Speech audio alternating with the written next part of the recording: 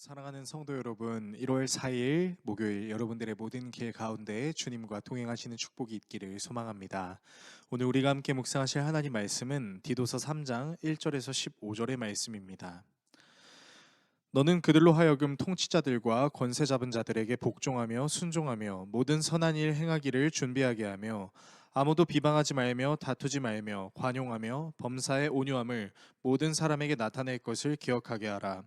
우리도 전에는 어리석은 자요 순종하지 아니한 자요 속은 자요 여러 가지 정욕과 행락의 종 노릇한 자요 악독과 투기를 일삼은 자요 가증스러운 자요 피차 미워한 자였으나 우리 구주 하나님의 자비와 사랑하심이 나타날 때에 우리를 구원하시되 우리가 행한 바 의로운 행위로 말미암지 아니하고 오직 그의 긍휼하심을 따라 중생의 씻음과 성령의 새롭게 하심으로 하셨나니 우리 구주 예수 그리스도로 말미암아 우리에게 그 성령을 풍성히 부어 주사 우리로 그의 은혜를 힘입어 의롭다 하심을 얻어 영생의 소망을 따라 상속자가 되게 하려 하심이라. 이 말이 미쁘도다. 원하건대 너는 이러 것에 대하여 굳세게 말하라. 이는 하나님을 믿는 자들로 하여금 조심하여 선한 일을 힘쓰게 하려 함이라. 이것은 아름다우며 사람들에게 유익하니라. 그러나 어리석은 변론과 족보 이야기와 분쟁과 율법에 대한 다툼은 피하라. 이것은 무익한 것이요 헛된 것이니라.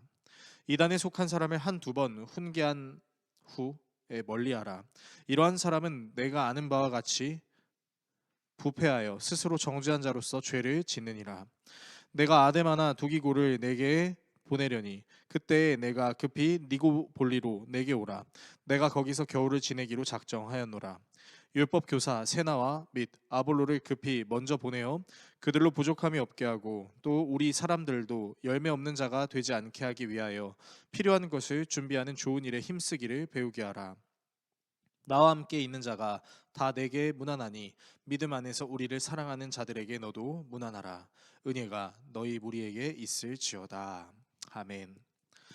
바울은 서로 비방하고 싸우며 관용이 없던 그레데인들이 복음을 받아들이므로 통치자와 집권자에 복종하고 순종하며 선한 일을 준비할 것을 권면하고 어리석은 논쟁과 족보 이야기, 분쟁과 율법에 관한 싸움에 대해서 피하라라고 이야기합니다.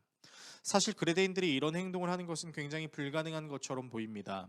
디도서 서두에도 다뤘던 것처럼 그레데인들은 거짓말을 아무렇지 않게 하는 사람들이었고 성적으로 매우 문란하였으며 다투는 것을 즐겼던 사람이었기 때문이죠. 그러나 바울은 이 모든 것을 가능하게 하는 것은 그레데인들의 노력에 달려있는 것이 아니라 그들을 새롭게 하시는 성령 하나님의 은혜라고 이야기합니다. 본문 4절에서 7절을 읽겠습니다. 우리 구주 하나님의 자비와 사랑하심이 나타날 때에 우리를 구원하시되 우리가 행한 바 의로운 행위로 말미암지 아니하고 오직 그의 긍휼하심을 따라 중생의 씻음과 성령의 새롭게 하심으로 하셨나니 우리 구주 예수 그리스도로 말미암아 우리에게 그 성령을 풍성히 부어 주사 우리로 그의 은혜를 힘입어 의롭다 하심을 얻어 영생의 소망을 따라 상속자가 되게 하려 하심이라. 바울은 그들 자신의 의로운 행동으로 구원이 결정되는 것이 아니라 하나님의 자비하심으로 씻어주시는 거듭남, 성령으로 새롭게 해주심에 의해 구원이 결정되고 이 구원의 은혜는 선한 일을 할 수 있도록 도와주신다고 고백합니다. 바울이 이런 고백을 할 수 있었던 이유는 그 또한 거듭남과 성령의 새롭게 하심을 직접 경험한 사람이었기 때문입니다. 그래서 바울은 예수 그리스도를 믿음으로 거듭나 새로운 삶을 살아가는 사람들에게 그들 자신의 삶을 하나님께 맡겨드림으로 세상을 무조건 악하다고 말하며 세상과 척을 지는 삶을 사는 것이 아니라 도리어 세상 속에 속하여 있으나 세상과는 분별된 모습으로 통치자와 집권자들을 욕하는 것이 아니라 복종하고 순종함으로 그레데인들이 가지고 있는 문화를 비난하는 것이 아니라 예수 그리스도의 복음으로 문화를 받아들일 것을 요청하고 있는 것이죠. 즉 성과 속을 구분하는 것이 아니라 복음이 직접 세상 속으로 뛰어들어가 세상을 변화시키는 역할을 감당하라라고 이야기하는 것입니다. 바울은 이 사역에 필요한 사람들을 보낼 것을 그리고 부족함이 없도록 도와달라는 것을 끝으로 편지를 마무리합니다. 오늘의 말씀을 어떻게 우리의 삶에 적용해야 할까요? 교회는 세상과 척을 져야 하는 곳이 아닙니다. 도리어 세상 속에는 교회가 반드시 있어야 합니다. 다만 세상과 같은 모습으로 사는 것이 아니라 세상과는 다른 분별된 모습으로 살아가면서 세상 속에 있는 문화를 예수 그리스도의 복음으로 해석하고 적용할 수 있는 모습을 보여줄 수 있어야 합니다. 바리새인들이 예수님을 시험하기 위해 엉뚱한 질문을 했던 적이 있는데 바로 가이사에게 세금을 바치는 것이 옳으냐 그르냐라는 질문이었습니다. 이에 예수님께서는 가이사의 것은 가이사에게, 하나님의 것은 하나님께 바치라고 말씀하시면서 자신이 속해 있는 세상을 외면할 것이 아니라 세상을 직시하되 세상 속에서 그리스도인의 역할을 분명히 할 것을 말씀하셨습니다. 우리가 누리는 복음은 그들만의 리그가 아닙니다. 이 세상 속에 적용되는 리그이며 세상 속에 있으나 세상과 같지 않고 세상을 변화시키는 은혜입니다.